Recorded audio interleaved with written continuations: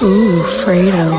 Hey, yeah, I'm back into the barricade. What I'm doing, counting up money from this year I made. Last year was a different story, but this year I'm paid. Just do 6:30 in the club, I let it ricochet. Extreme rules ain't enough, I put him in a cage. Now it ain't nowhere to hide, you about to catch this fade. Hey, if rap was wrestling, I'm in the Hall of Fame. Playing games better acknowledge me like I'm Roman Reigns. Hey, but you can't see me though. Took a break, now the final boss back with the demon flow. The innovator, I just do the stuff that they ain't seen before. I'm like the Undertaker, a tombstone to put you where you need to go. A match against me and Dog out for showstopper. I'm in the booth with sweet cheer music, I'm the showstopper. Like the Midnight Express, I'm on the road rocket. They screaming no mas, I'm old mas, dog, I'm a whole problem. You got the money in the bank, I need the whole profit. Running through my ops like Goldberg, like who gon' stop him? Looking at the clock, it's 3:16, I'ma go spot. Then I'ma open up a can of whoop ass like Stone Cold drop. You beating us, the squad like 3D when we teaming up. I got the longest title reign of real rap, it ain't no. What is up? What is up, everybody? Hola, aloha, guten tag, mushy mushy, and hello. Hi, everybody. It is Wednesday night, so you already know it's going to be the Dynamite Review 420 friendly. Woo! So make sure the kids are in bed. I say what I think and do what I want. TV mature rated. They should not be on this show, watching this show. Unlike every other FTW show you might be watching all throughout the week, this one hits the hardest because we come at you raw and unfiltered and uncensored. And it's great to finally have Rooted Peace and Love here with me, and hopefully Bonafide as well. I get to have both of y'all with me on the show for the first time. I was out last week, still a little sick, still getting over it, but I'm here with y'all tonight. Wish I could say it was a better Dynamite to be reporting, but you know, it's what we do. It's what we're here for. How you doing tonight, Rudy? How you feeling? I'm good. I'm glad to be here, ready to talk about Dynamite. I don't think it was, wasn't too bad. Certain things I enjoyed. I want to say that. I think there were certain things that were done correctly on this Dynamite than the last time we talked. Because I remember, that was 2 weeks ago. Dynamite was, we can go we got to go up now. I hope so. I mean, one positive I will say for the show is that they had a women's main event. So they did close the show with the women tonight. That's jumping the gun, though, so we won't go right ahead to that. But we will start off with, it was Brian Cage versus Will Ospreay to start. And I just didn't give a crap about this match to begin with. And I don't know. See, I missed 1 week and I'm already out of sync. We got to give our rating review before we get into it. We do 3 stars on this show, 3 stars of madness, 1 out of 3, however many you want to give. What was yours for tonight, Rudy? The biggest is 3 stars, right? That's the It's like if we're doing 5 stars, you go 5 the best. This is 3 stars. Just makes it a lot tougher to judge because you only got so little to go, You know what? I'm going to do 2 stars. 2 stars. All right. I'm going to give it 2 stars. I'm going to be nice. I wasn't that nice 1. the last time, so I said I'm going to be nice this time. Mine's a solid 1.2. I was not too thrilled with tonight's show, to be honest with you. The majority of it kind of just kept me, I had to keep watching it and stop myself from doing other things. I had to really focus tonight, and that's normally I had to force myself to be watching and be captivated, and that's not how I should be feeling. There were parts, though, like you said, that were okay. This segment's cool, but yeah, we will get to those as we get to those. I will say, Cage and Ospreay, it was all right. I felt like it went too long. What I think, for me, the problem is that we already know where Brian Cage is going to be at. Because he's actually a really good wrestler. Yeah. But the thing is, the way he has been booked creatively hasn't shown him winning. Right. So he's been losing. And so when we had this opening match, I feel like they gave it time because with Brian Cage, they don't give it too much time. So he was given time to at least show that he can actually, wrestle. And he can use his power. But I agree with you in that I feel so bad saying it. About this match. And it's because of the predictability. Right. I hear that. I've seen Brian Cage since Lucha Underground. I know he's been around longer than that. But that's when I was introduced into him personally, was Lucha Underground with a lot of these guys personally. But I just felt, come on, I would have rather seen Cage than someone else. Because Cage and Ospreay, you already know Cage, there's no way. There's no way, they're not even going to do a dirty finish. Like Cage is not going to win this match at all. There's 0% chance of this. Okay. Yeah, I completely agree. Completely 100% agree with what you're saying. You know what I wish they would do?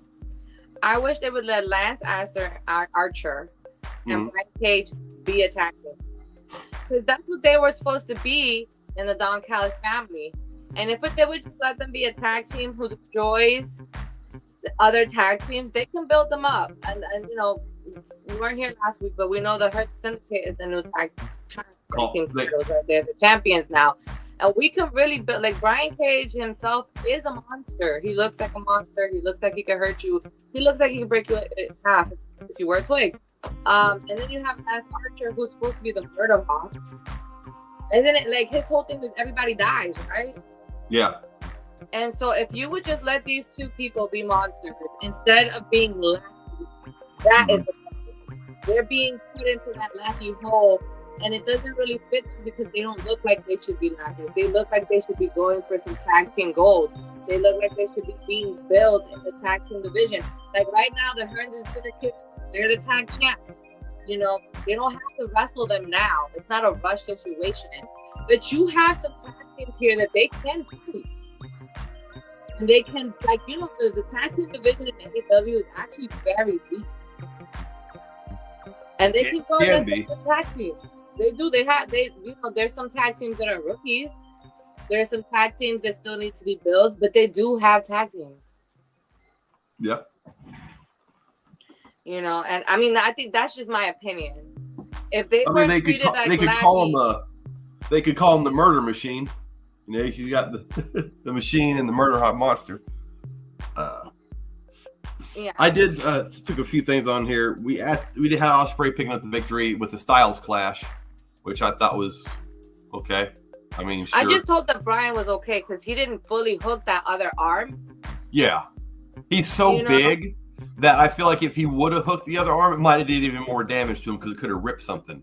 You know, that he's so big that he probably can't even wipe his own ass. To be honest with you, that's too big. That's good for him, but damn, I'm fine with not ever getting that damn big. We did have Kenny Omega was attacked backstage. I forgot to mention that. Showed that before the match kind of took away. That's how the whole match started. Showed a little vignette, and then we have Don Callis on commentary during the match. I'm getting a little tired of Callis on and off whenever he's out there. I guess that's kind of his shtick. If one of his guys is out there, he's gonna be on commentary talking shit. And it's to build heat. Yeah. Don Callis has that heat. Anytime he gets on the mic, all you hear is boo, boo, boo. So they want to build that heat and they want to do that. Like I said, I know Kenny Omega came out after the match, you know. And because he did get, like you said, he did get attacked backstage. He came out to do the save because, of course, after the match, we had Archer attacking Will Ospreay, and Cage attacking too. So, you know, Kenny came out for the save. But then you had Fletcher and Teshka 4 against 2. Yep. So of course, you know, if it was and the most interesting part, I guess I'll say about that beatdown is number one, Kenny dropped the chair. Why you would drop a chair when you brought it out, I don't know.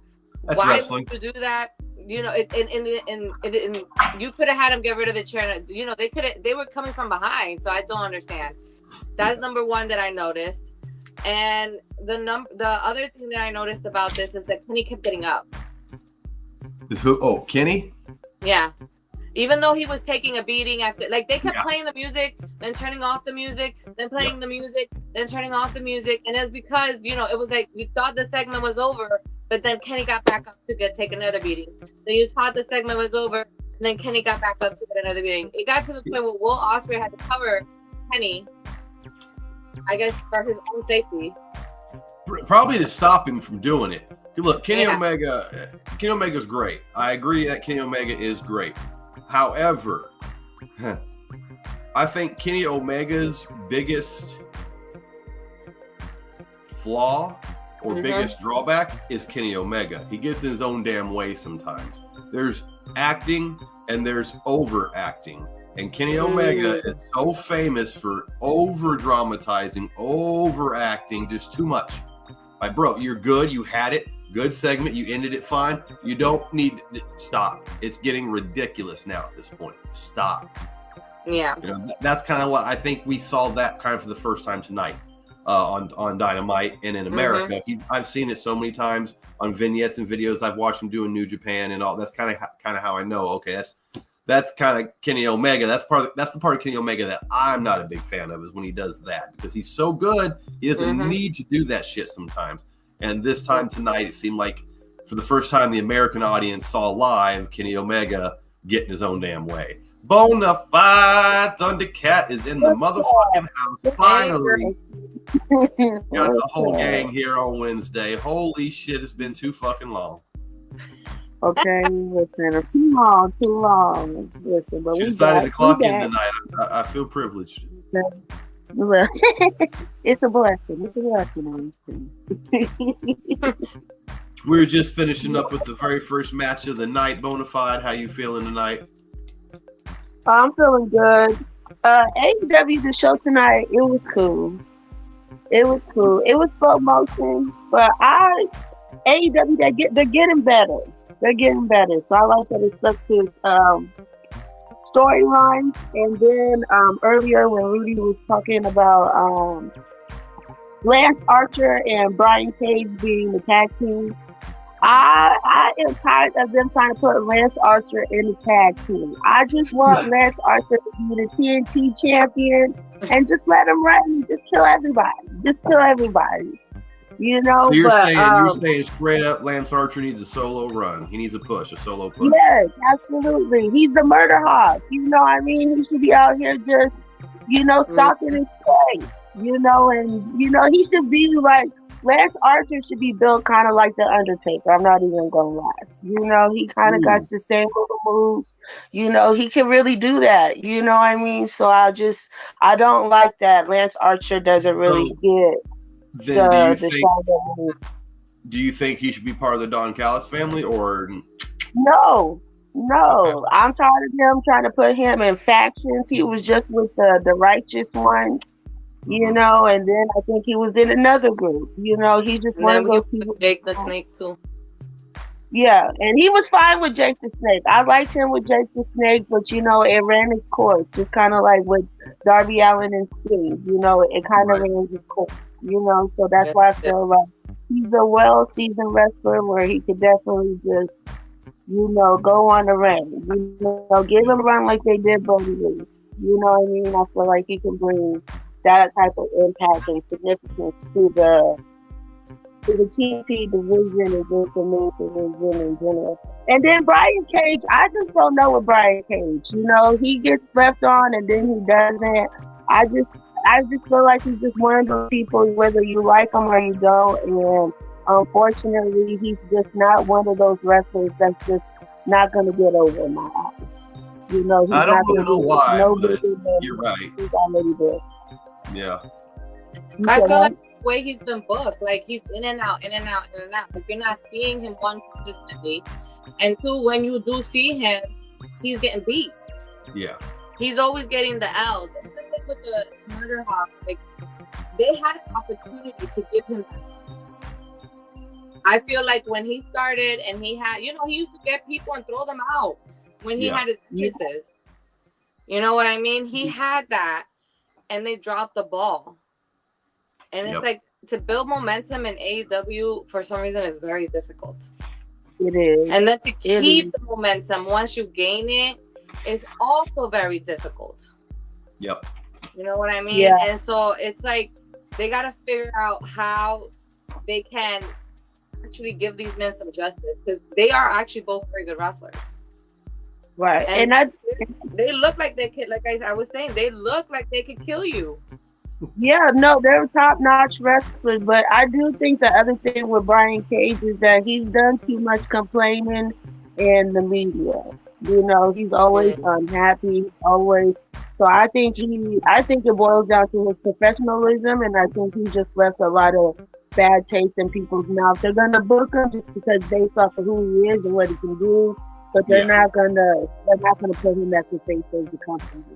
And then with Kenny Omega, I just wish he would just I don't know. I just wish he would just be more useful. I just feel like he's just one of those wrestlers that just wants to just have the shine on him at all the time, like all the time, and and he's a great wrestler, but it's too much. Sometimes it's just a little too much. I feel like we don't never really get a true time to really miss him. Like he'll have an injury, like he'll be gone for a couple months, but then he's right back, and then he's just in the ground hard. And it's really hard to cherish certain moments when it pertains to Kenny Omega, because I just feel like it's just, we just binge eat everything that he gives us. And then with Will Ospreay, he's the man. He is the man. He's a Will Ospreay. I ain't gonna lie. Every time he come on, I'm gonna hear Ospreay. So no, he's amazing. Ospreay is. He's so glad he's young, because he's gonna be one of the guys we're gonna see for another 10 years, 10, 15 years at least. As long as he stays healthy and stays on the process and all that, then we'll be seeing him another 10, 15 years. After that, we got an MJF backstage segment. It was real quick, sweet, short, sweet to the simple. Kind of has an interaction with who was it? Brushed by him. Hangman Adam Page. Yes, Hangman. Thank you. Had a brain fart there for a second. Yep. Hangman had a little interaction. You got MJF talking shit to Hangman and Renee Paquette trying to get his attention. All I have to say about Hangman is I can't wait to see if they do decide to do something with Hangman and MJF. I can't wait to see that.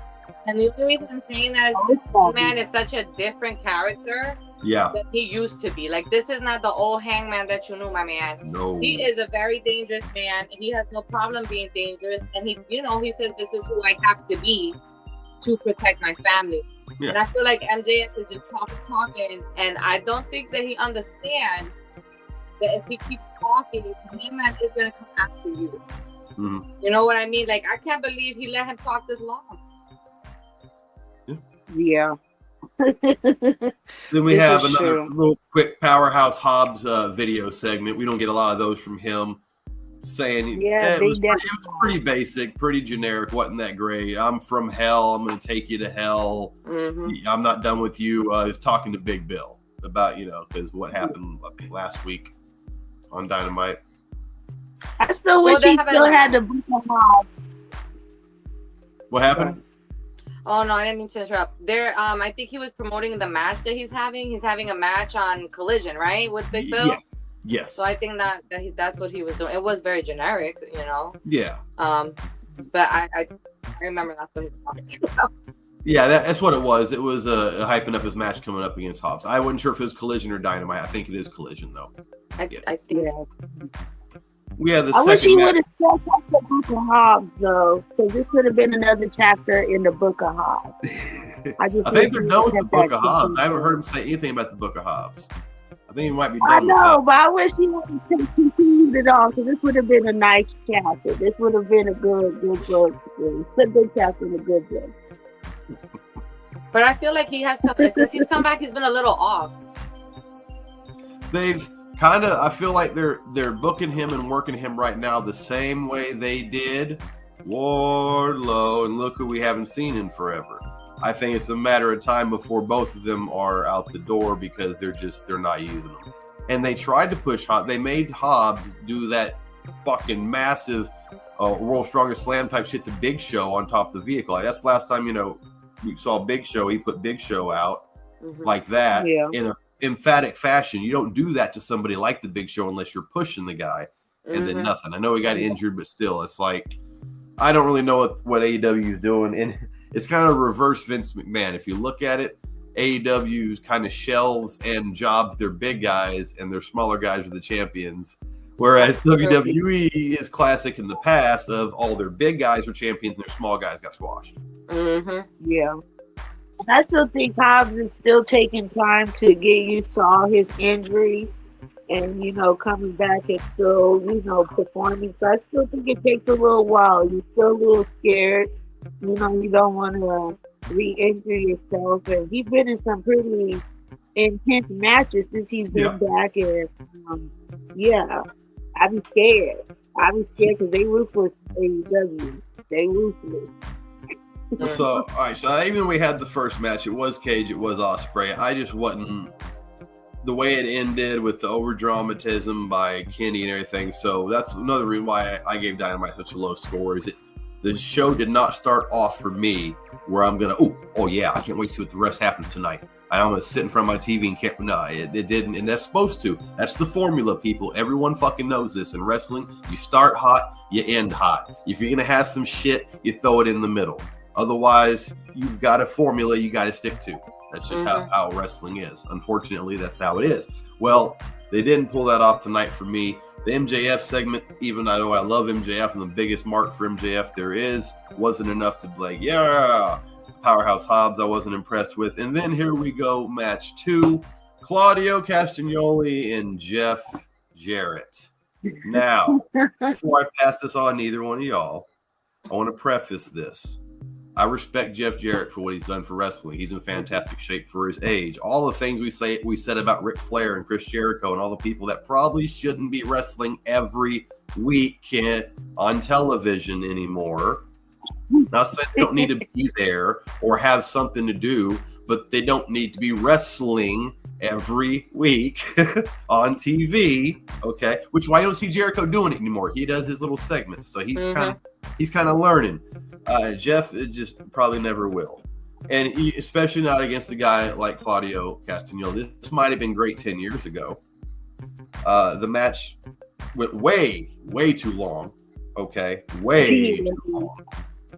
Claudio had to sell way too hard. Again, this is 60-something-year-old Jeff Jarrett.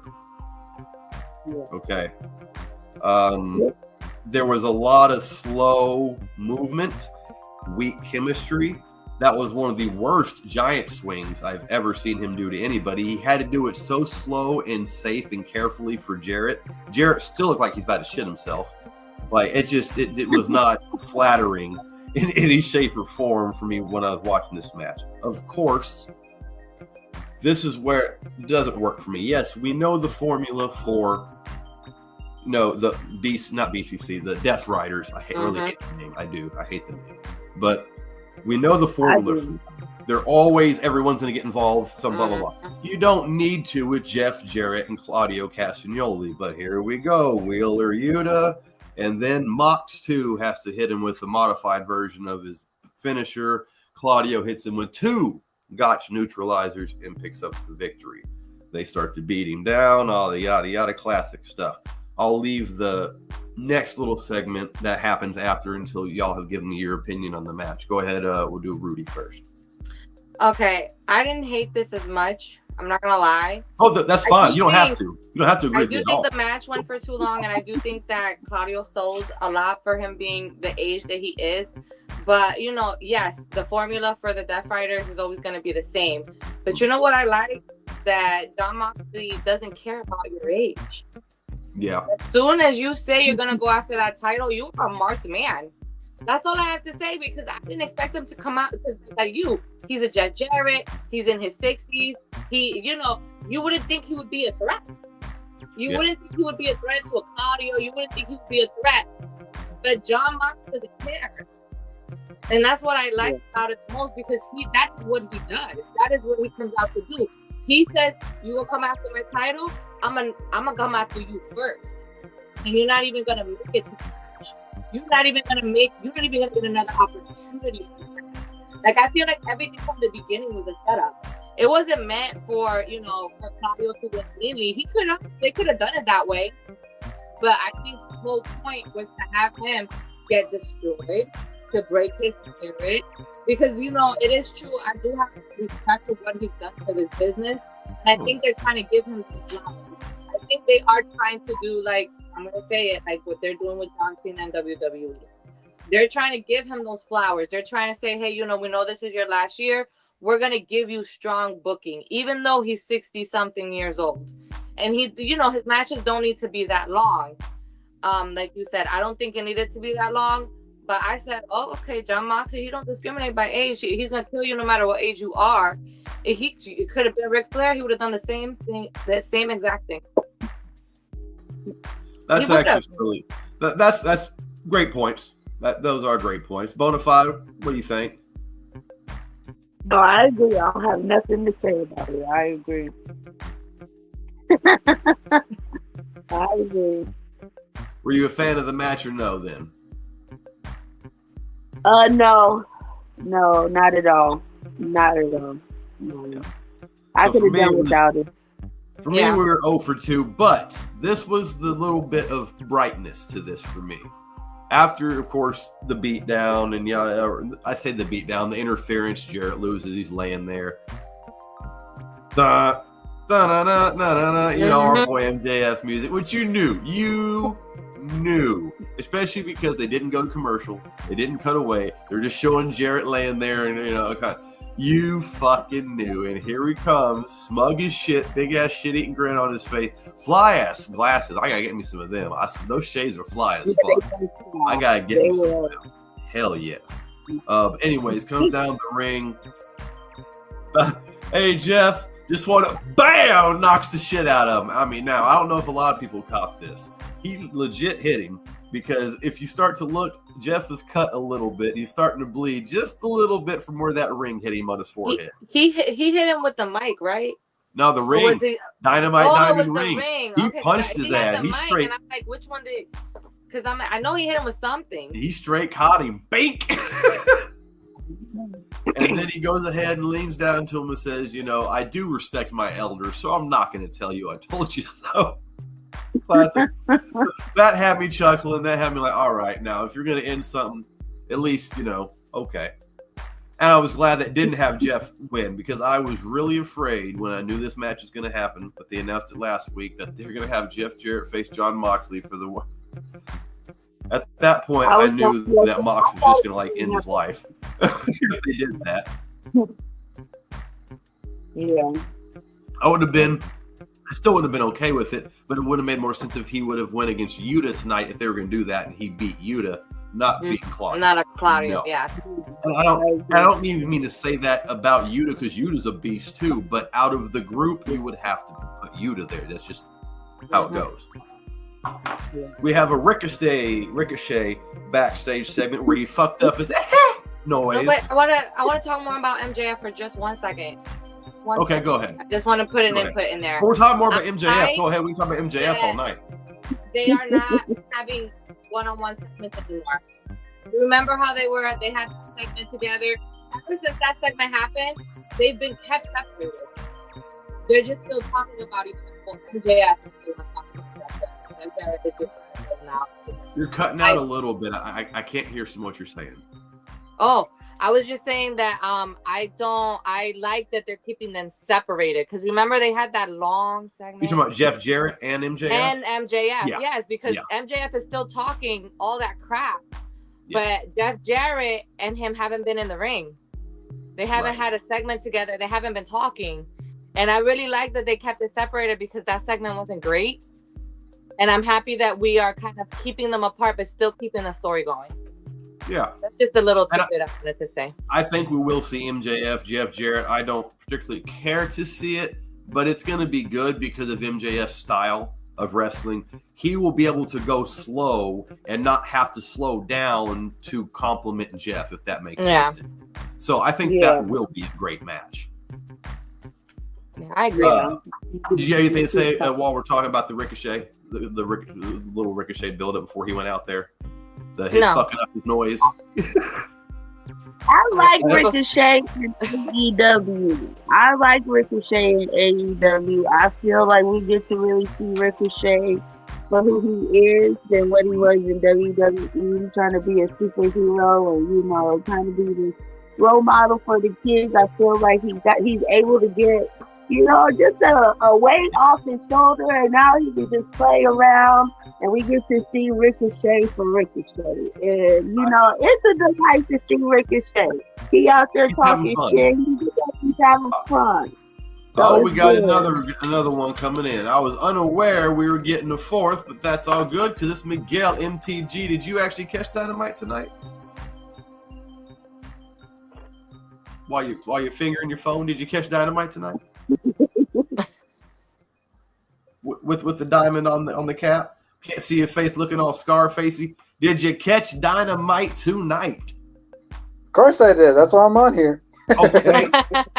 What did you Yes, I think? did. And what did you think about the MJF Uh, and the I Ricochet? kind of knew that. Oh, the Ricochet match? The MJF and the Ricochet. The MJF coming out with Jeff Jarrett at the end, and then the Ricochet promo. Little.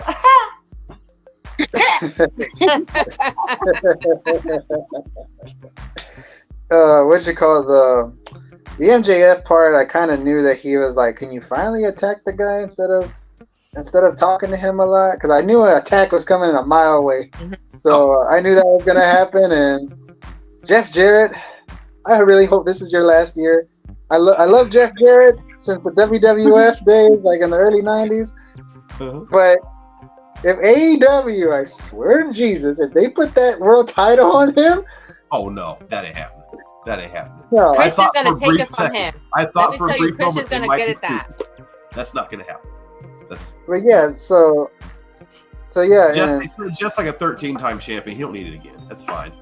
That's bro, no matter where he went, he was a terrible champion. TNA, WCW, AAA, doesn't matter where. He's a Poor horrible world champion. poor Jeff. Oh my gosh. If I ever meet him Don't piss him again, off. like I did, huh? Jeff Jarrett, remember that? Don't piss me off. You know what really pisses me off?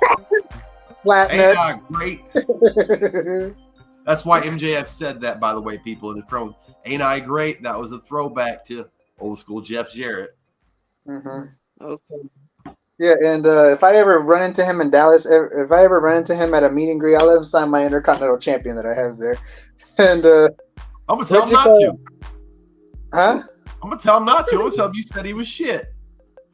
I said he was shit as a world champion. I didn't say he was a shit as a wrestler. But yeah, so I knew attack was coming a mile away, and I'm glad MJF did that. I wish he could have did more. And You will. the next match, Ricochet versus I Not can't the remember match, that guy. just a little video beforehand. We ain't got to the match yet. That's coming up. Wait, which video of it? His little right before he went out there, just when he fucked up his little catchphrase and what he, his how he's talking, his whole basically his presentation, what he's doing on the mic, how you feel about his AEW presence. Ricochet. We're talking about Yes. Ricochet. Right? Yes. Oh. It's a little different. I get that he's trying to be more entertaining. He's trying to be more of a sports entertainer now, not just only a high flyer. And it's kind of weird seeing him being that because I'm so used to seeing him being the high flying guy. I mean, he doesn't really need to be an entertainer because them high flying moves are the best. Like that's the Ricochet's one that has been one of my favorites for a while because of those high flying skills. That lucha libre style of wrestling has always been my favorite with the high This is flying. also my first time seeing him as a heel, though, because he was Prince Puma in Underground, and then he was the superhero Ricochet in WWE. Mhm. So Yeah. you got That's to kind of throw that into there. He's having more fun. Definitely, Yeah. he's having fun. You can see it Mm-hmm. in what he's doing. He's probably having input into who he's wrestling and what he's saying in his whole everything, his image. That's probably part of his contract. To be honest with you, I would not be surprised. Yeah. Right. The match itself, it goes right into this Ricochet versus AR Fox, which, okay, for those who don't know, yes, AR Fox has been around a while, and AR Fox has also got some fucking mad, crazy acrobatic skills. So I was excited to see this match. So this perked me up a little bit. I'm like, okay, now we're cooking a little bit. Let's go. Ricochet done fucked up his catchphrase, but that's okay because I hate it anyways. So we can get on to the match. Get to it.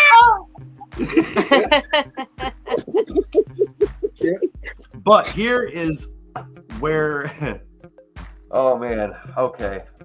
Again, preface, love me some Tony Schiavone, even since WCW days. Actually, before we do this, because I might rant a little bit, let's get to our sponsors, because we're already past our moments. We need to get them. They paid their dues. We're going to bring them to you. Stay with us. It's not too long. It's about 3 minutes. We got our girl Riptar. Dating Riptar on all the social media sites you see on your screen. Follow her there for any kind of dating advice you might need. We got FTW Mania, our first actually hosted and presented wrestling event night one after night one of WrestleMania in Las Vegas. We will be there. Your boy himself will be in the Battle Royale. That'll be at that. Yeah. Can't wait for that. Welcome. It'll be hosted by the one and only Tay Rock. For those in Vegas or around it, tickets go on sale soon. Make sure you scoop them up. It's gonna be hot. This Saturday. It's gonna be hot. Blazing. Oh, where'd he go?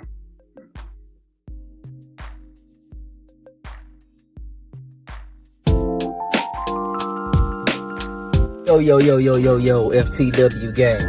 I know it's a little different seeing your boy Mr. FTW not with behind the bright lights with his championship belt. I'm in the car. I'm in the FTW bucket, man.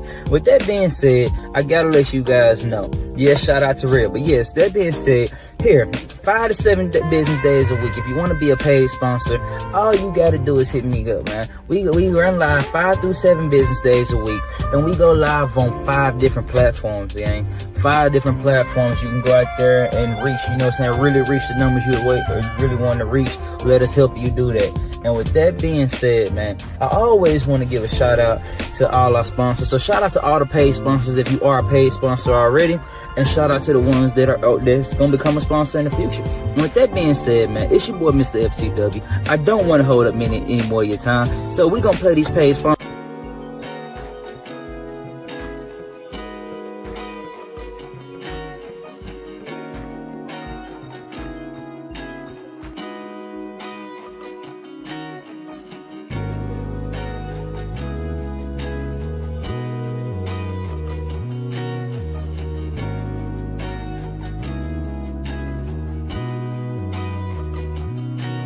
Down M13 through Genesee, I-75 is the home for me. Welcome to Saginaw, Saginaw, Saginaw.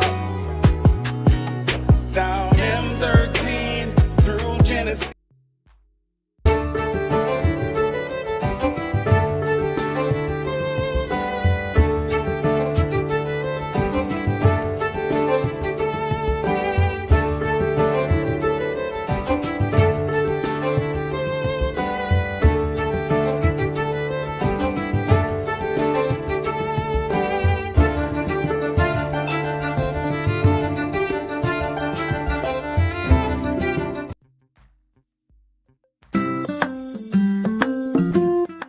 Can be, and as you already know, that is Matt's Wrestling Collectibles right here on YouTube. Today, guys, a milestone video, a huge video, one that I was talking about a few videos back, a few new figure pickup videos back. We were talking about this right here. It is none other than episode 50 of new figure pickups. It is crazy to think that this YouTube started back up again after so many years of being away. We started back up in June of 2022. Here we are, a little over 2 years later, 50 episodes later of new figure pickups. I told you guys it was going to be a good one. It was going to be a big one. We're going to try to make sure that we don't make this.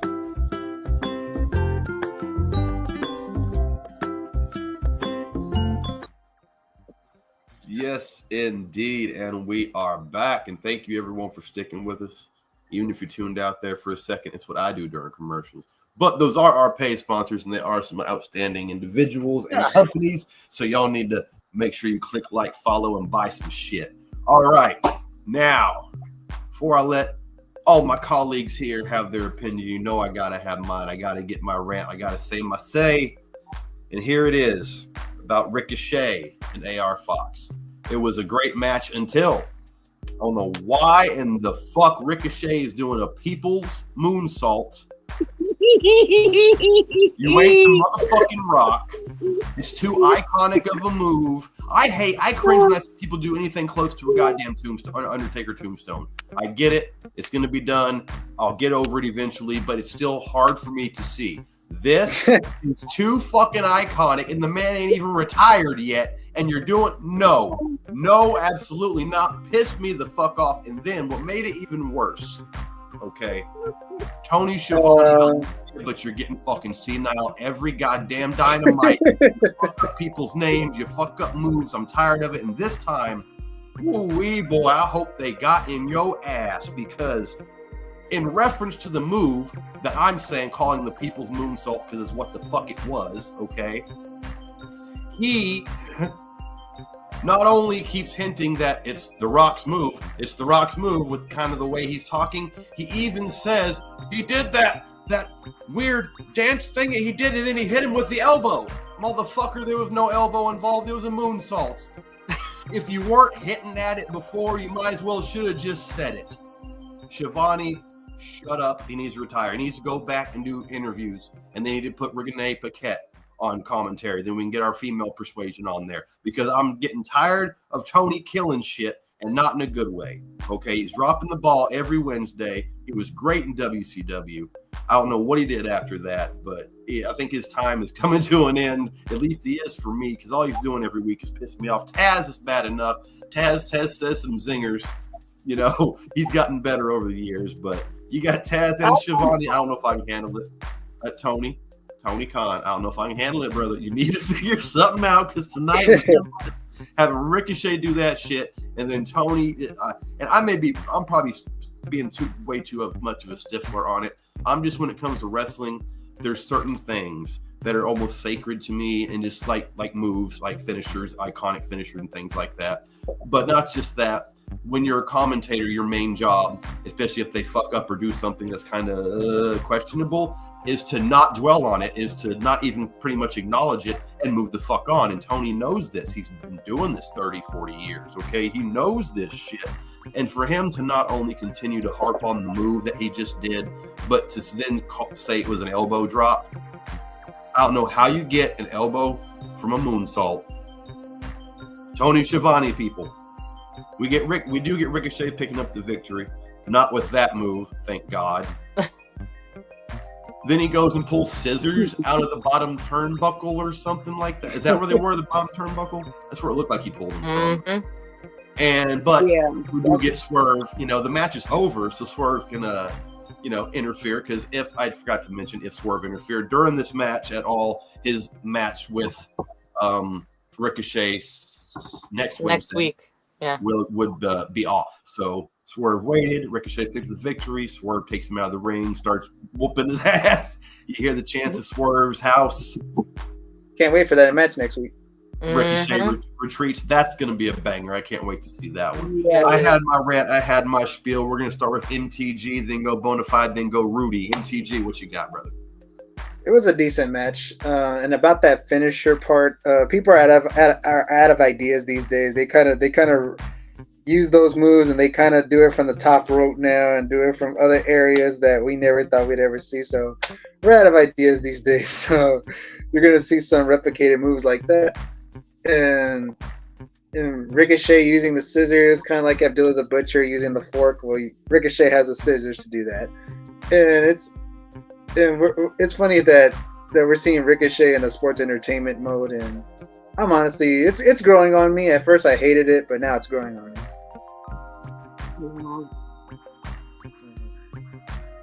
Oh, and one more thing. And if I ever see him in person, I'll let him sign this. Yeah. If I ever see him. With that Bonafide, go to you, please. I enjoyed this match. This is probably one of my favorite matches of the night, and I've been wondering where AR Fox has been. So it was nice to see him on Dynamite tonight, and then against Ricochet. I already knew it was going to be a banger of a match.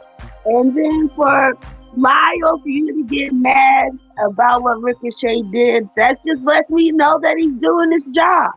He is doing his job. He's executed. So, this is like, continue. Good job. Good job. Because I enjoyed it. And I love Tony Schiavone on commentary. Even when he do be messing up. It's funny to me. I think AEW does the best commentary. Other than Corey Graves. I love me some Corey Graves and Booker T. Yeah. I like Corey Graves too. I hope he comes to AEW. There's rumors that he might.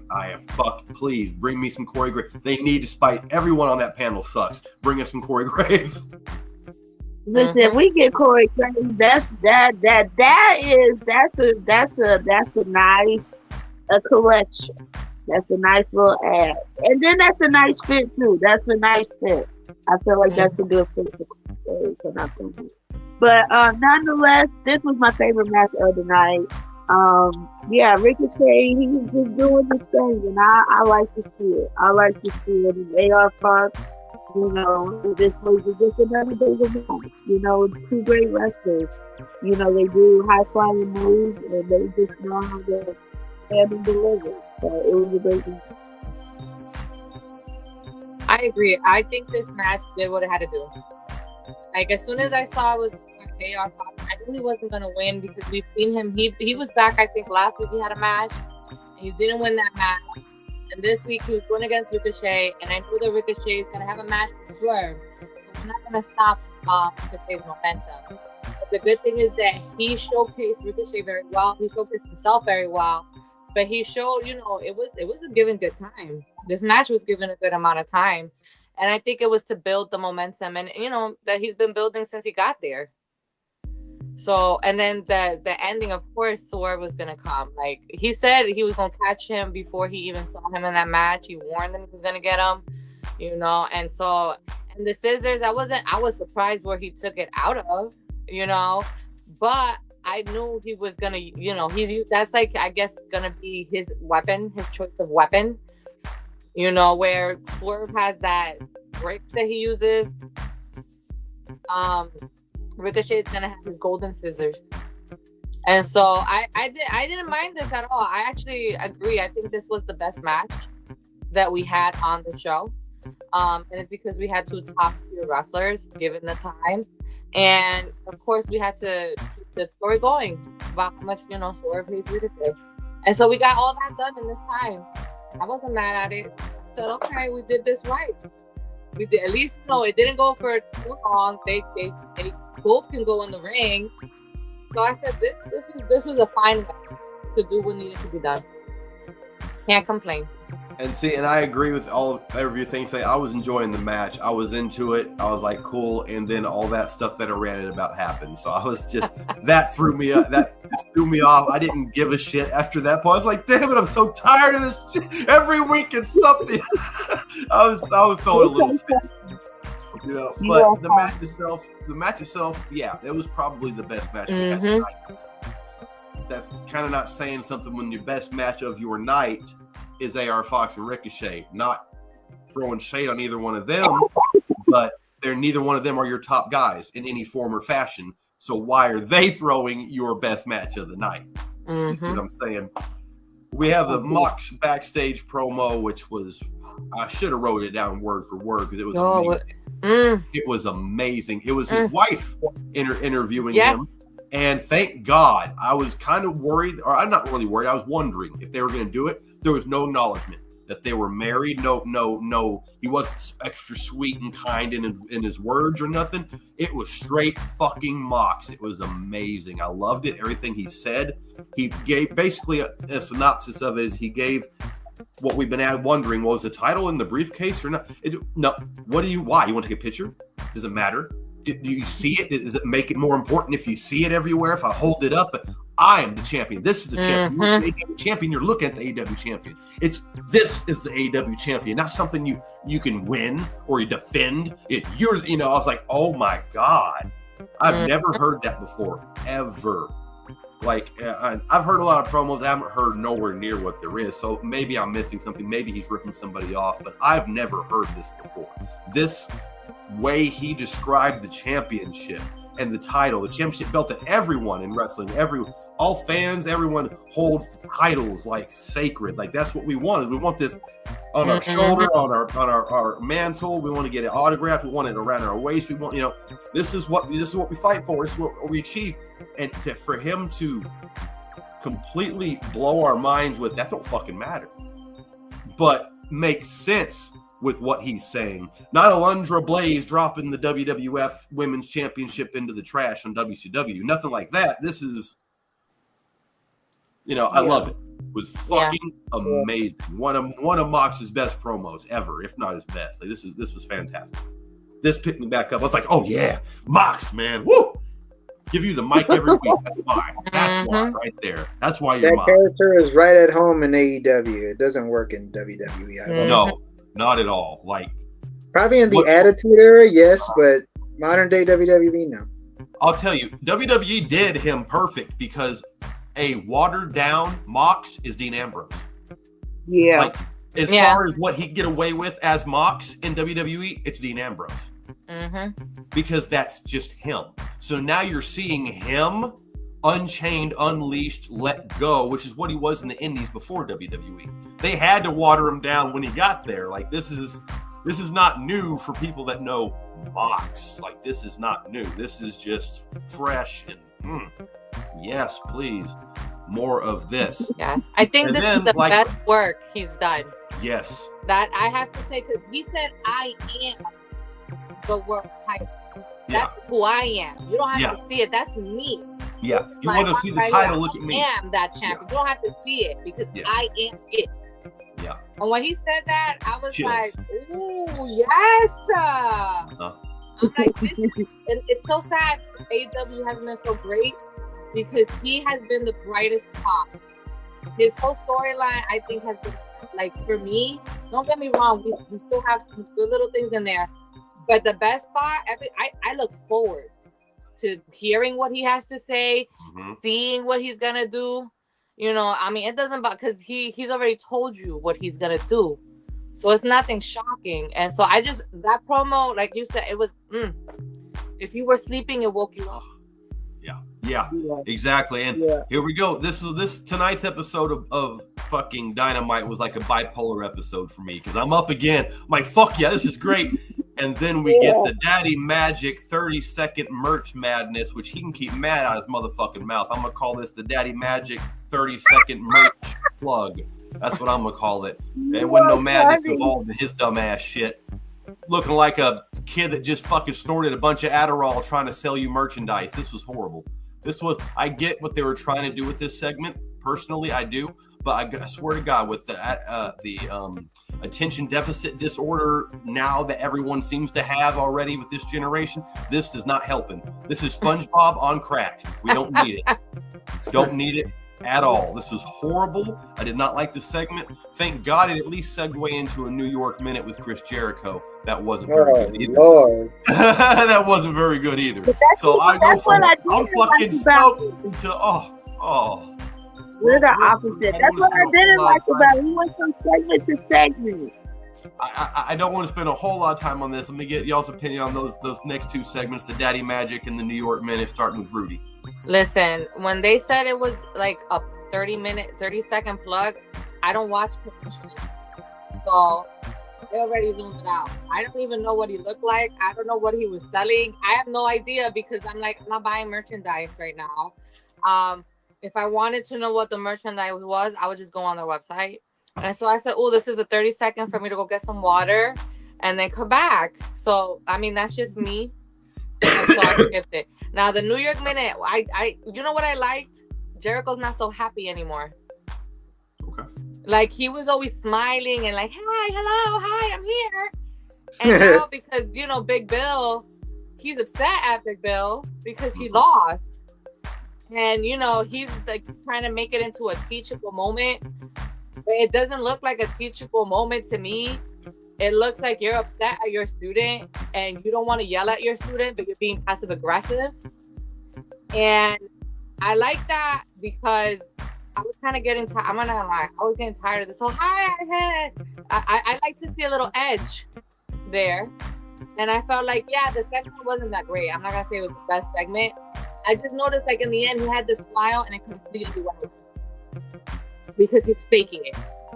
Okay. And I'm like, okay, we're getting to see the real you now. You were faking it, but now that your person didn't win his match, and now he has a match, and he's like, you're gonna win.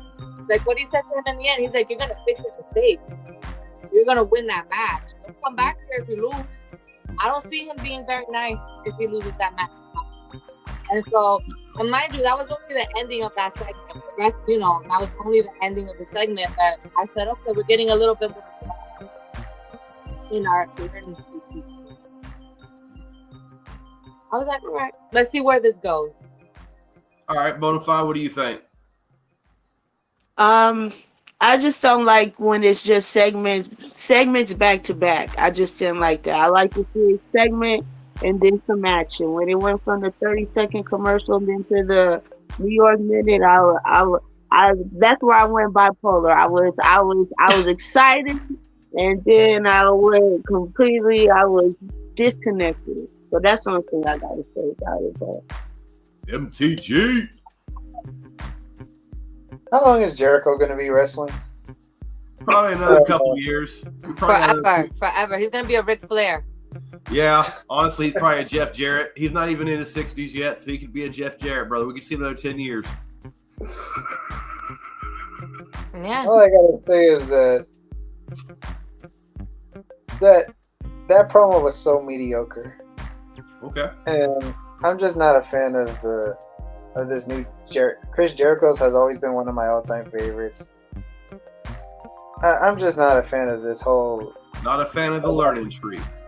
Yeah, and these days, and how the way he's cutting promos now, and I'm just really not a fan of it. Honestly, this was one of the worst Jericho promos I've ever heard.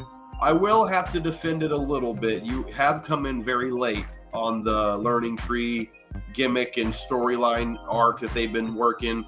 And to me, what was key with this promo was the look on Bill's face when he kept saying he was disappointing him. It's obviously hinting at a learning tree, Bill either turning or learning tree dissolving, which we know is going to happen. It happens. They do it in all the wrestling with all the factions. Eventually, we saw it in New Day. They just have different variants of how they do it. That's what I think this was meant for most. But Rudy put in great points about you're seeing the edgier Jericho. You're seeing him kind of lose his patience more. And then they had, of course, the Brian Keith one-liner that was there for comedic, the Mandela effect about the Outrunners when they were talking shit. You said you've been around since the 80s. I ain't never heard of you and seen you. So, yes, for Jericho that we know and love, it was a mediocre promo. But for a learning tree segment, it was pretty on par, to be honest. Yeah. Okay, we got the fourth match of the night, which would normally be the last match of the night, but we got 5 tonight, people. Yay. Anyways, the fourth match of the night I was actually excited for as well. Because I love me some Jay White. And I mentioned him earlier in the night. Wheeler Yuta sure as hell ain't bad either. Yeah. All right, so we got Wheeler Yuta versus Jay White. Wasn't a fan of the after the match, which we'll get to after the match. But the match itself could have, should have been better. I'm sorry. It could have, and should have been better. What's up, Mr. FTW? You don't grace me with your presence very often. Did I do something wrong? Oh, shit. I done scared him off. Go ahead. We'll start with Bonafide this time. What do you think of this one? I enjoyed this match. I'm always, I'm a big fan of the Bang Bang Gang.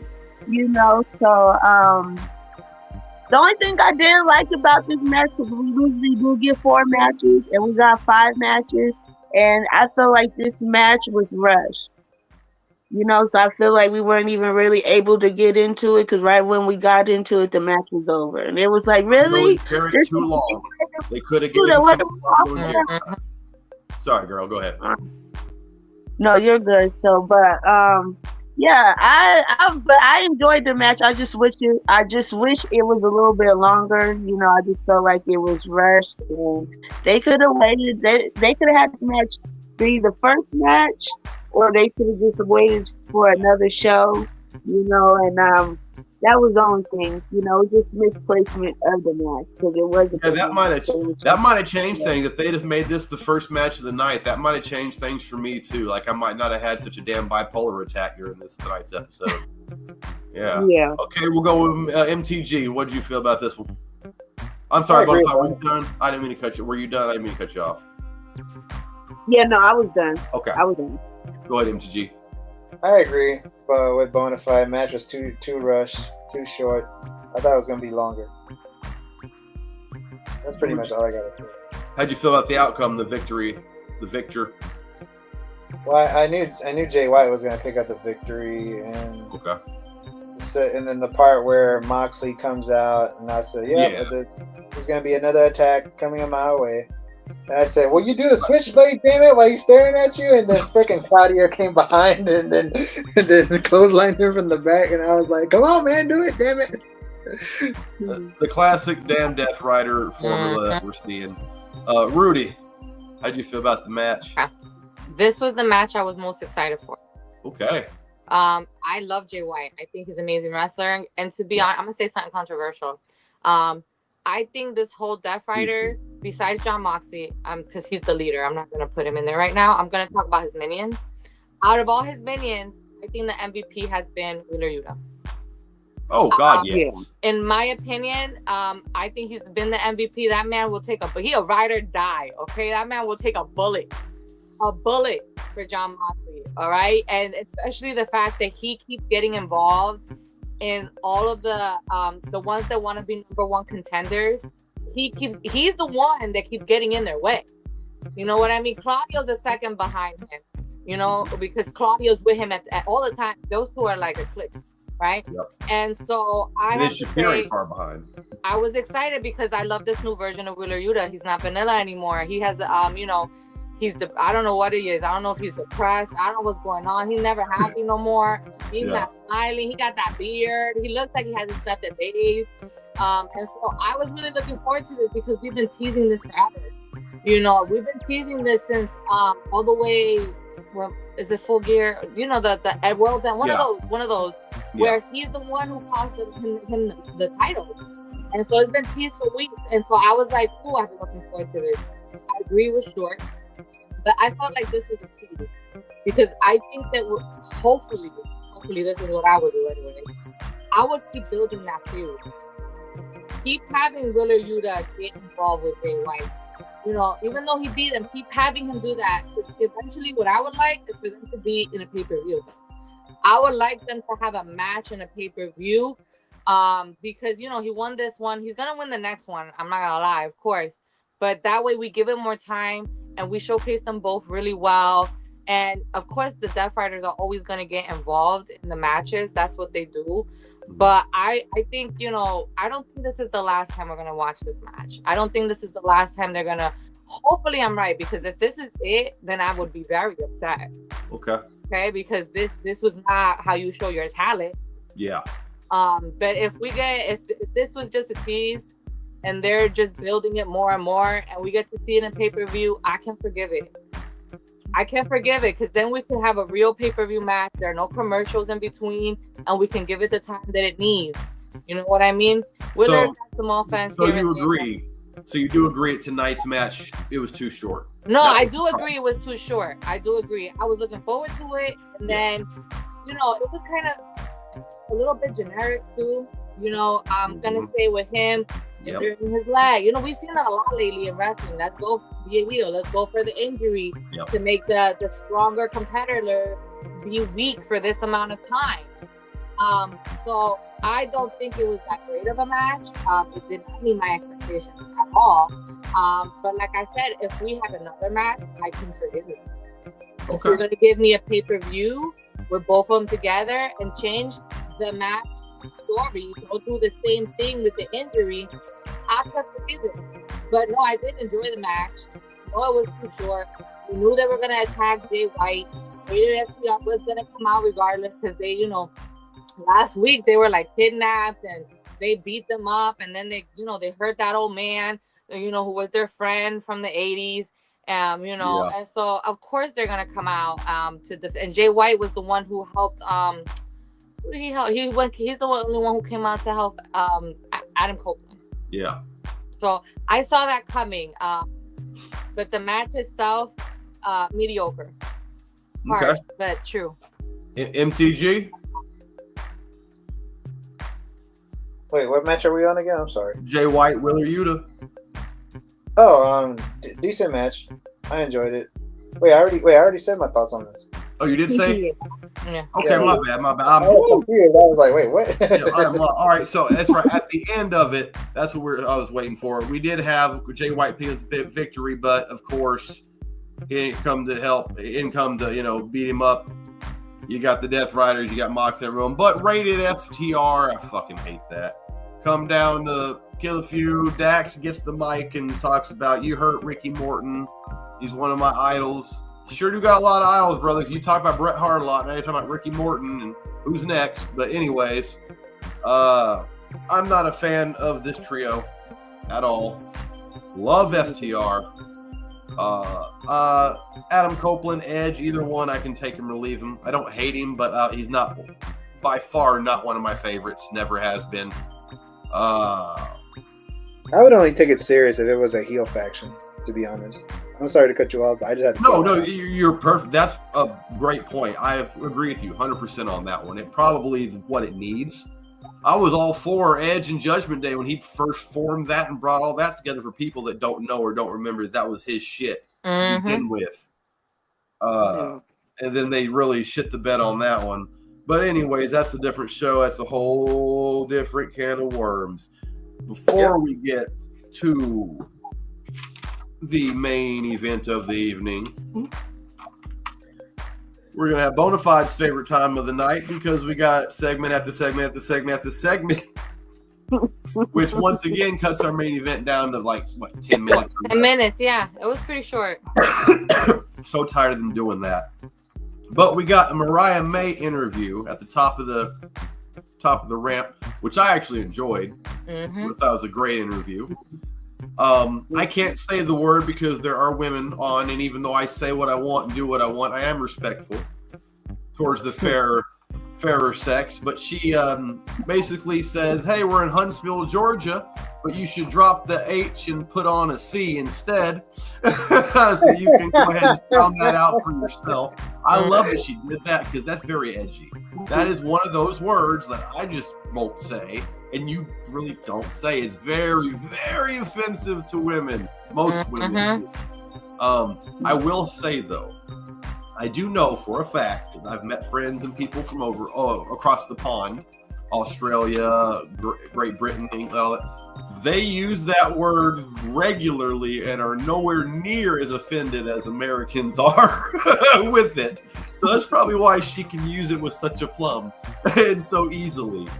But again, a great interview where she basically addressed Toni Storm, how she's going to beat her. It doesn't matter what version of Toni that she were going to get, because we did see the resurrection of timeless Toni Storm during Collision. If anybody watched Collision, I did not, but I did see the highlights, and I saw her metamorphosis, stripping down into her skivvies and yelling out how she's going to, slap the tits off of her or something. I love it when she just, Toni Storm's great, okay? And Timeless Toni is her best work, in my opinion. She's fantastic in that avenue.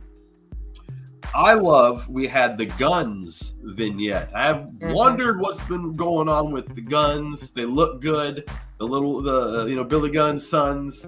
I've always liked them, and I think they're going to be great if they're able to stay healthy and continue what they're doing. They could be one of the best tag teams we've ever seen because they're both very talented. They've got good skill sets, and they're legit brothers. So that'll be cool to see.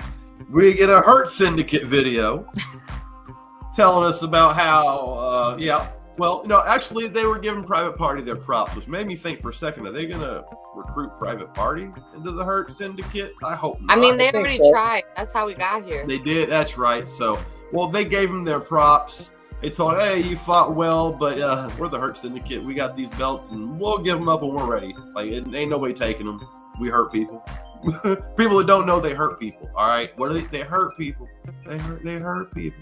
They hurt. Okay. Anyways, we got Taya, which was good to see Taya and Deonna Purrazzo, but only in a promo. Boom, boom, boom, boom, boom, back to back to back to back. Bonafide's favorite time of the night. But I'm sure you were happy to see Deonna and Taya as well. And it is fitting that they put them. I'll get you in a second, brother. We had Taya and Deonna right before the women come out for the main event. Now go ahead real quick on these 4 or 5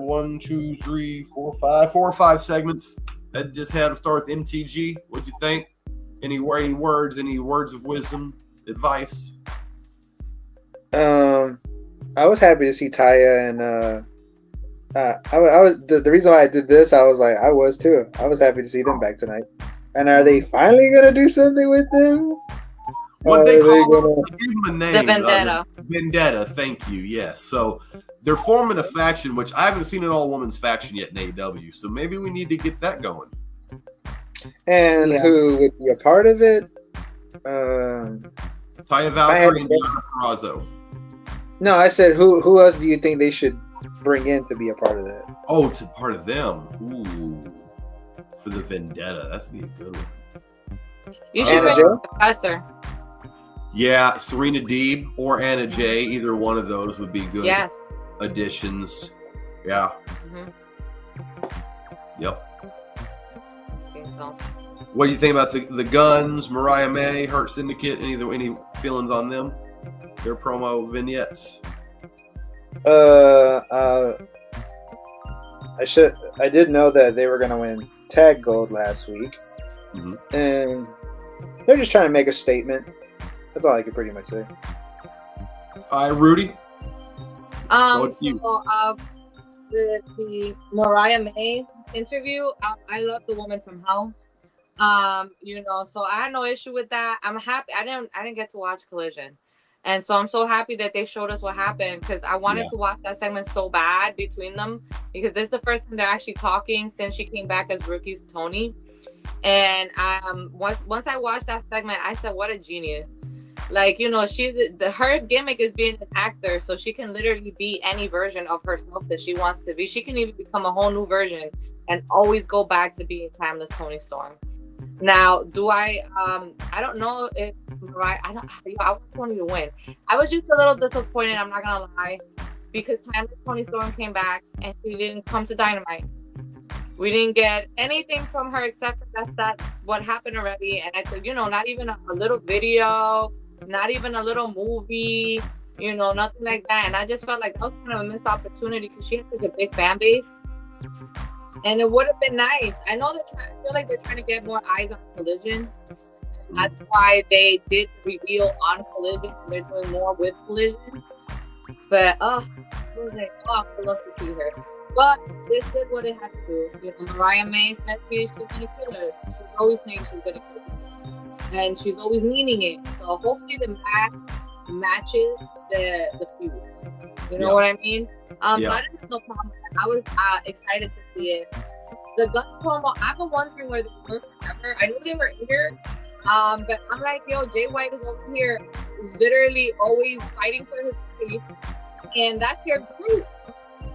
Group runs up, you know what I mean? Bullet Club Gold. And so I'm like, where are your friends? I know they're injured, but I hope they come back soon. And it seems like they are coming back soon. We got a bit of a more serious side to them. Yeah, I have to say, because usually they're all like, fun and games and stuff, but not in this promo. Beast, I bet they're gonna come back great. I can't wait to see it. Yeah, and then which one? The Hurt Syndicate. So them being champions, I like that they're champions. I really do. I think they were gonna be champions eventually. I just felt like Private Party, they were kind of transitional champions to me. They only had 2 tag title really defenses. Yeah, one was a 4-way, but that's one match. And then they had another match, and then they had the Hurt Syndicate. And then they lost their titles, and they had such a good story. I don't know. I'm always rooting for the underdog. And so for me, I'm like, you guys you had this big story. That's what I say with AEW. You had this momentum. You had this story. You finally beat the people, and you got the title, and you just lost it in like a month or 2.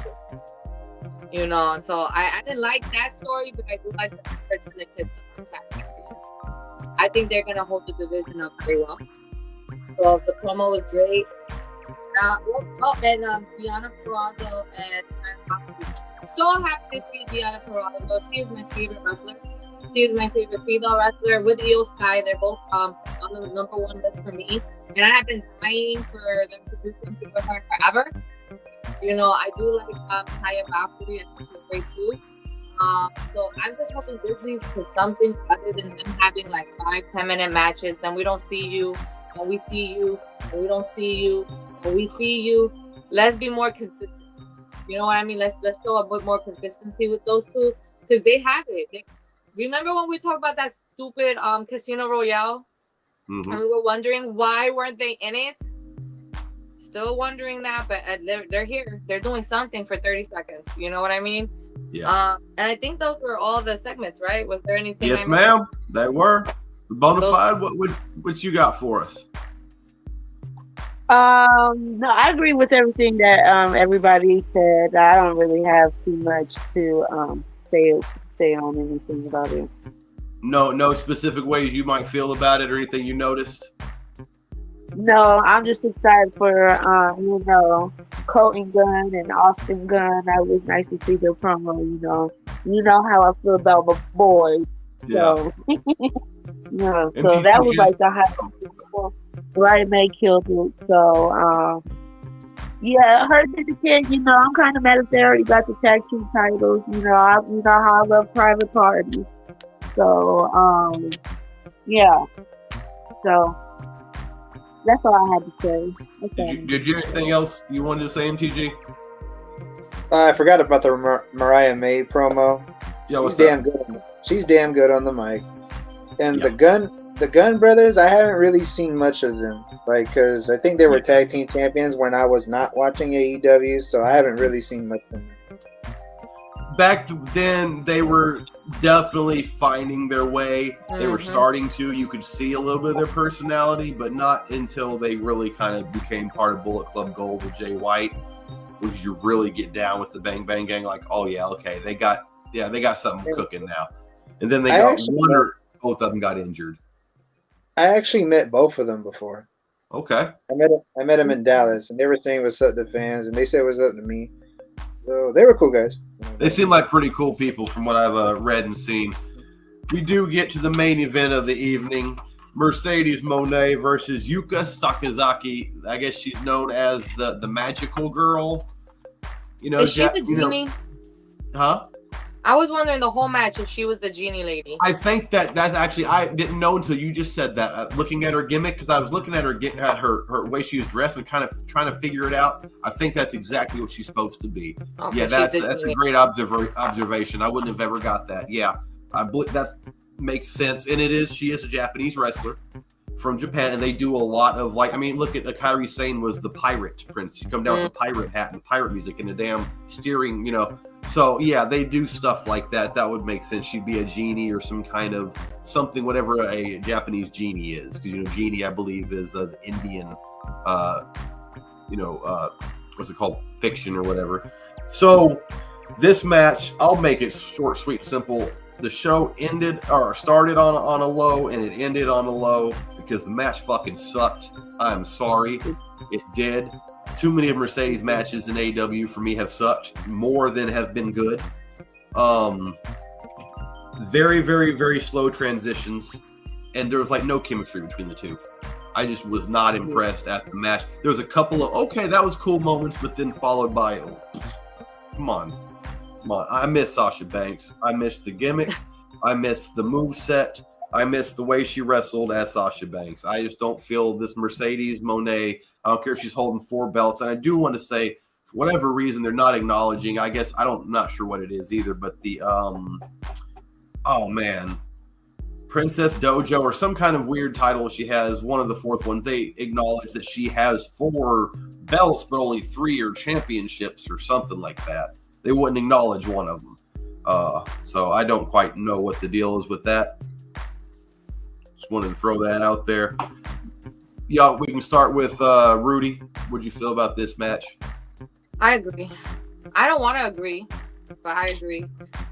No, the thing is, this is what's going on with Mercedes. To me, she does have great matches when she's given the time and she has the time to work. That's how I feel. And it's not to say what's that lady, the girl, Yuka isn't a good talent. I remember seeing her before she broke her leg. So she is good, but I feel like the time frame was very short. I don't know if this is the first time she was wrestling her, so the chemistry wasn't there. I do agree there was some cool spots. Like I liked how she got out of her finisher the first time. I thought that was very creative and surprised. But I felt like she didn't give it enough time to the beginning, middle, and end. It was just let's go and do what we can and call it a day. Yep. You know what I mean? Like the time wasn't there. And it's one of those things where her championship reign that I feel like keeps happening, where you have these top-notch, really good matches, but then and at the pay-per-views. But then when you have the matches on AEW Dynamite, they never match. And then it's like a random person. You won a 4-way match and you are now the number 1 contender. You know what I mean? It was super random. Again, so happy they showed me because I didn't know Collision and I was wondering how did we get here. And it's not to say they didn't try. I could tell she tried. Like Mercedes was trying, but at the end of the day, you can only do what you can with what you're given. Yep, I agree. And I'm not saying it by any means that Mercedes, like the wrestler herself, sucks because that's her real name is Mercedes. I'm not saying that she sucks at all. She doesn't. I just miss the way she wrestled as Sasha Banks. I miss that character, the gimmick, everything as Sasha worked. Everything about her worked back then. Yeah. This, even though it's kind of another variant knockoff, whatever you want to call, of Sasha Banks, instead of the boss, the CEO, it's just not clicking. It's not working. Probably exactly like you said. The opponents, they're just no. Cool. I understand she loves Japanese people. She loves Japanese wrestling. Then you might just need to go ahead and move and stay and wrestle on their circuits with them, their style or whatever, because that's great. But for me at least, and for other people I know have expressed similar concerns, it's not working. It's not fitting. Yeah. It's just like they don't have, I don't know why they don't have the contenders, it feels like to me. I don't know why that is. They have good women. It's not the roster. Yeah. They do have good women. I mean, they have done the roster. You have done the roster. You have Diana Purrazzo. We just talked about Valkyrie. You have Queen Amanada. You have the professor. So it's not like you don't have the talent to get a really good, even if it's a 10-minute match, to give that good match. Yep. It's just for some reason they keep picking opponents that it doesn't blend well. That's all. I just gotta say it doesn't blend well. I agree. In Dynamite. On their pay-per-views, they try. Bonafide, I see you starting to fall asleep on me. Go ahead, go see your opinion. No, the match it was boring. I'm not gonna lie, it was boring. And then I watched it on TBS channel, and then I'm mad again because the match is still going on, and then the show cuts off. And then last time I tried to watch it on HBO Max, I fell asleep. So then it's just, they got to get that together. And they just got to get together. So I just didn't enjoy the match because I didn't know who won. But I assumed who was going to win. But still, it didn't supposed to be the main event. It was 2 thumbs down. Well, there was a pretty big botch-ish sequence at the very last sequence towards the end of the match, so you didn't miss a whole lot. MTG, let's hear what you got. And let me guess, you loved the match. It was the best match of the night, right? You're just going to... Not even close. Not even. But there's this one spot that really bothered me. Yeah. It's one of those lucha libre type moves that I see Phoenix do. I saw Prince Boomer the arm dress, she jumped. Yes, yeah. I know exactly what you're talking about. I was like, are you serious? That you pay this lady the money that WWE didn't want to pay her and she pulls out that bullshit? Oh, man. That was both of them. I think that was miscommunication on both parts. Like the way Mercedes jumped down, I think that as soon as she jumped, old girl was supposed to basically start to take the bump. But old girl didn't move at all, so Mercedes just landed the jump and switched to something else. Because it did. It was completely like, what in the fuck? Oh, come on. That was terrible, Mercedes. Yeah, I know exactly what you're talking about. Yeah. Yeah, that match was just boring. Why couldn't they just make the Wheeler Yuta and Jay White match the main event? That's what I would have done. Mm-hmm. Either the beginning or the end. Like we were saying about the formula, either the beginning or the end. You want to start hot, you want to end hot. You don't want to start cold and end even colder. No, what are you doing? Holy fuck. And I hope they don't do that on me when I go to Dallas for All In. Oh no, that's going to be a pay-per-view. No, you're going to be blown the fuck away. That's what Rudy was saying. And what has pissed me off, and I've been seeing this in paper and writing a lot, and it's been getting under my crawl, but they're really right. That's probably why it's been upsetting me so much. The truth does hurt. Is AEW has become a pay-per-view company. They didn't used to be. They are now. For the past year almost, they've been a fucking pay-per-view company. Every pay-per-view, $50, $60, it's been well worth it. They've been putting on fucking banger after banger after banger after Sheamus cliche after Sheamus cliche. They've been doing it great, but you've been neglecting your TV bad with your stories, with your matches, you've been having good matches, but not like what we're used to. And when you've been having these winters is coming, these little what used to be mini pay-per-views, these things are sick. They're just another Dynamite now. So stop calling them these names because you're not making them badass anymore. There's nothing special about them. They're definitely dropping the ball on a lot of that. I don't quite know what it is. I know there's a bunch of transitions going on right now. And with WrestleMania coming up, there's going to be some cuts after Mania. And you're going to see talent kind of flopping and switching and going. And with Raw going to Netflix and them switching over to HBO, there's going to be a learning curve for AEW, which they probably didn't fucking need right now because they're still in their infancy at 5 years. Yeah. I'm with us till we sink. I'm with us till we go down. AEW for life, and I don't think that's going to happen. It will maybe eventually, because I don't think anyone's ever going to have a WWE run. They're going to be around fucking forever. As long as there's wrestling, there's going to be a WWE, whether you like it or not. It's just the fucking truth. AEW will fail before they will, unfortunately, but I still think we got quite some time if that even happens. They're going to fail. I just think it's what you say. They're still in the infancy. Yeah, they gotta learn the curve. That's how long it took WWE to get themselves together. To be honest, it took forever. But it's just you gotta pay attention to your TV.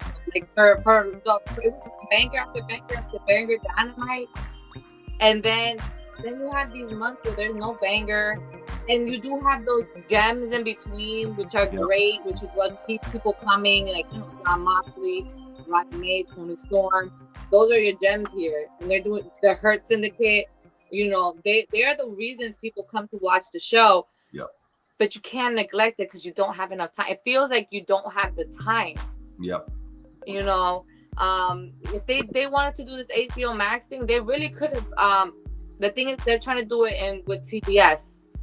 And PBS has a time frame. I will say, I'm sorry to cut you off, but while I remember before I forget again, and I'm glad you said that because it reminds me, I don't know if they're moving away from Max, but I did see an announcement, I want to say last week, that they are moving again, I don't know if they're moving off of Max, but they are also moving to Amazon, where we will be able to see them on Amazon, which I don't quite know which shows. If it's just going to be Collision or both Dynamite and Collision or only PLEs or what, I have no idea. I just know I saw coming soon, no specific date, and it was from a legit source, so I could still be wrong, but I'm pretty certain they're doing something with Amazon coming up pretty soon, which I'm interested to see what exactly. Listen, good for them. The only thing I have to say is if you're doing HBO Max and if you're going to go to Amazon, streaming you have the time. You know what I mean? I feel like, with Netflix, WWE has now they can do 3 hours if they want. They're on which they still haven't done. Not one time since they've been new have they done a 3-hour show. I'm like, what's the fucking point then? But it's just so long. But like I said, like you have to. The thing is that they're also on TV, and TV has a maximum number of time you can be on. Yep. And so it's like choose one to maybe go and do your 3-hour Dynamite, whatever, and then you can have Collision for 2 hours. But I feel like with their talent, they're limiting themselves. They're really limiting themselves in that 2-hour time frame because you cannot showcase everybody in that time. Like I don't even know where Daniel Garcia went.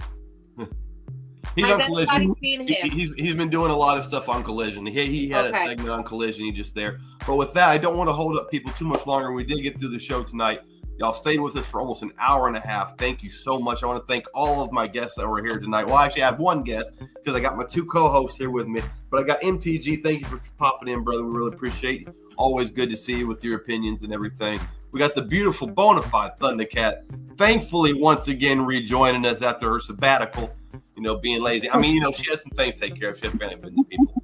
We just fucking over, you know. She's taking care of business in the real world, while we're sitting here, you know, talking to y'all about wrestling. She's taking care of business, holding us down, getting us ready for the FTW Mania. Again, that's FTW Mania, April 19th, after night one of WrestleMania, after we host the motherfucking watch party. I can't even speak right. After we host the watch party, your boy himself, Madman Murray, will be wrestling along with everybody you see on that flyer and more special guests, hosted by Tay Rock. Want to throw that picture up there again, boss man. We got the host of it, Bonafide Thundercats. Big, huge part in helping us throw that up. Without her, we wouldn't be able to throw this, people. So y'all show her much love, thanks, and appreciation. We got Rudy, peace and love. Always pleasure. Only second show with you, but I'm digging it. I'm seeing we got some opposites, which we need. Me and Bonafide are usually on track. Tonight we were not. You know, we had some different opinions, but that's always good. I love it. I don't need robots. I don't need people that just agree with me. I need people that are like, you know what, Kyle, you're full of shit, Lyle Murray. You need to shut the fuck up, and here's what it is. We got Mr. FTW joining us real quick. What's up, brother? I just want to say the lovely Bonafide. Well, not only is this her show that she will be doing, but she will be the ring announcer for every the match card. So she will be like the lovely for this event. So yeah, just want to let y'all know. We got our own Liliana Garcia too. Hold up. All right, you know you got it when you say Madman Murray, you got to put some stank on that shit. I better like come out there and go, yeah, that's how everybody's got to say my motherfucking name. Okay, I got you. You already know. Once again, we're not going to hold you up too long. Thank you, everybody, for joining me tonight. And y'all have a mad night and embrace the madness. Yeah, until next time. Diamond.